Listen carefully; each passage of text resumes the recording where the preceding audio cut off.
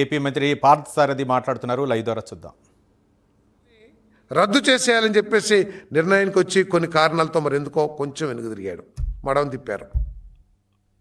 రేపు తన చెల్లి ఆస్తుల విషయంలో తనకి ఇబ్బంది కలిగించిందనే ఉద్దేశంతో రేపు ఎన్టీ రామారావు గారు, మా ప్రీతమ నాయకుడు ఎన్టీ రామారావు గారు ఇచ్చిన మహిళలకి సమాన హక్కు ఏదైతే ఉందో దాన్ని రద్దు చేస్తానికి కూడా వెనకాడేమో ఈ ఉగ్రవాద భావజాలం ఉన్న వైఎస్ఆర్ కాంగ్రెస్ పార్టీ అని చెప్పేసి కూడా నేను భావిస్తున్నానని చెప్పేసి కూడా నేను తెలియజేస్తాను. దయచేసి ప్రజలందరూ కూడా ఆలోచన చేయాలి. ఈరోజు రాష్ట్రం అన్ని రంగాల్లో కూడా అభివృద్ధి చెందుతుంది. ఇటువంటి ఉగ్రవాద శక్తుల్ని అణిచివేయాల్సిన బాధ్యత ప్రభుత్వం మీద, ప్రజల మీద కూడా ఉందని చెప్పేసి భావిస్తా ఉన్నాను.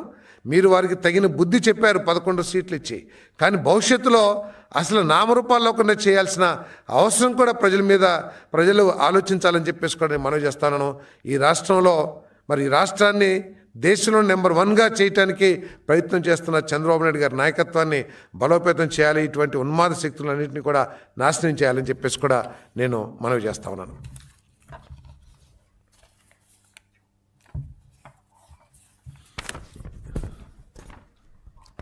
ఒకసారి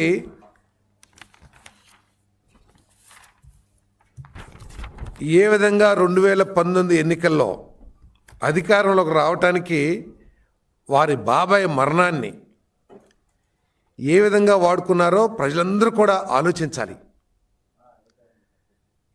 చనిపోయిన బాడీని చూస్తే ఏ విధంగా చనిపోయాడనే విషయం చిన్న పిల్లవాడికి కూడా అర్థమైపోతుంది. కానీ దారుణంగా హింసించబడ్డ